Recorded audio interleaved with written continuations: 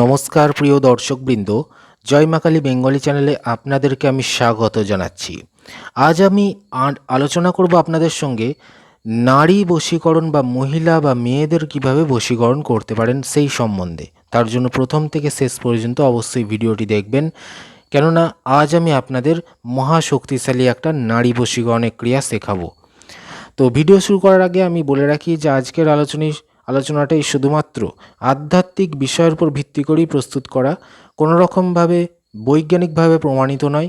যারা বিজ্ঞানে বিশ্বাস করেন তারা কিন্তু ভিডিওটা দেখবেন না, যারা আধ্যাত্মিক বিষয়ে বিশ্বাসী তারাই কিন্তু ভিডিওটি দেখবেন। শুধুমাত্র লোকবিশ্বাস অনুযায়ী এবং তন্ত্রশাস্ত্র থেকে সংগৃহীত করা বিদ্যা। তো চলুন শুরু করছি নারী বশীকরণের মন্ত্র এবং প্রয়োগ সম্পর্কে।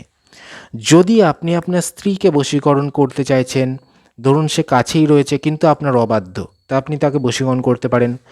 আপনার স্ত্রী যদি আপনাকে ছেড়ে চলে গিয়েছে, যে কোনো কারণেই হোক, রাগ করে চলে গিয়েছে বা হয়তো পরপুরুষের হাত ধরে চলে গিয়েছে বা হয়তো আপনার সঙ্গে সে বিচ্ছেদ করে চলে গিয়েছে, তো সেই ক্ষেত্রে তাকে ফিরিয়ে আনার জন্য আপনি কিন্তু কাজটা করতে পারেন।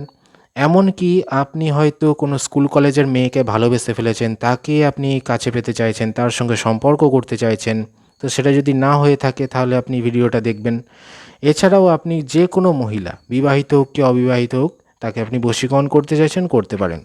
তো চলুন শুরু করছি। তো আপনারা স্ক্রিনেতে দেখুন কি বলছে, মন্ত্রটা দেখুন। মন্ত্রটা বলছে ওং নম ক্ষিপ্রকর মানি অমুকিং মে বশমনায় স্বাহা। তো মন্ত্রটি আপনারা বুঝলেন। মন্ত্রে যেখানে অমুকিং লেখা আছে, অমুকিংয়ের স্থানে আপনি যেই স্ত্রীলোকটিকে বশীকরণ করতে চাইছেন বা যেই মেয়েটিকে আপনি বশীকরণ করতে চাইছেন তার পুরো নাম পদবিটা বলবেন, অমুকিং যেখানটায় লেখা আছে ওই জায়গাটায়। আর উপরের দিকে কি লেখা আছে মন্ত্রের দেখুন, প্রাতর মুখস্তু প্রক্ষালো সপ্তবারাভিমন্ত্রিতম যস্য নামনা পিবে তয়ং সা স্ত্রী বর্ষা ভবেত ধ্রুবম। এটা কিন্তু প্রয়োগের সংস্কৃত শ্লোক, ঠিক আছে? আমি বাংলাতেও বলে দেবো। মন্ত্রটা কিন্তু এইটুকুই, ওং নম ক্ষিক প্রকর্মাণি অমুকিং মে বসমানে স্বাহা। অমুকিংয়ের স্থলে স্ত্রীলোকের নামটি বলতে হবে। এবার প্রয়োগটি দেখুন।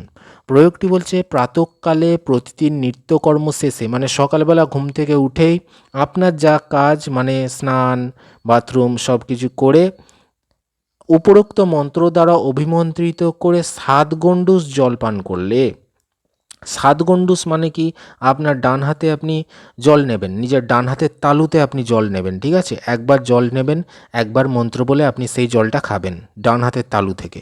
আবার ডান হাতের তালুতে আবার আপনি জল নেবেন, আবার একবার মন্ত্র বলে আপনি খেয়ে নেবেন। এইভাবে 7 বার করবেন। 7 গণ্ডূষ জল পান করতে বলছে। যার নামে মন্ত্র পড়া হলো সেই নামধারিণী স্ত্রীলোককে বশে আনা সম্ভব। অমুকিং স্থলে অভিলাষিত নারীর নাম উল্লেখ করতে হবে, যেটা আমি বলে দিলাম। অমুকিংয়ের জায়গায় সেই স্ত্রীলোকের নামটি বলতে হবে। সে দূরে থাকুক কি কাছে থাকুক, সে কিন্তু বশীভূত হবে, এরকমটাই তন্ত্রশাস্ত্রে বলা রয়েছে। তো ভিডিওটি ভালো লাগলে অবশ্যই লাইক দেবেন, চ্যানেলটি সাবস্ক্রাইব করবেন, আর 50 জনকে শেয়ার করে অবশ্যই গুরু অনুমতি নিয়ে কাজটি করতে পারেন।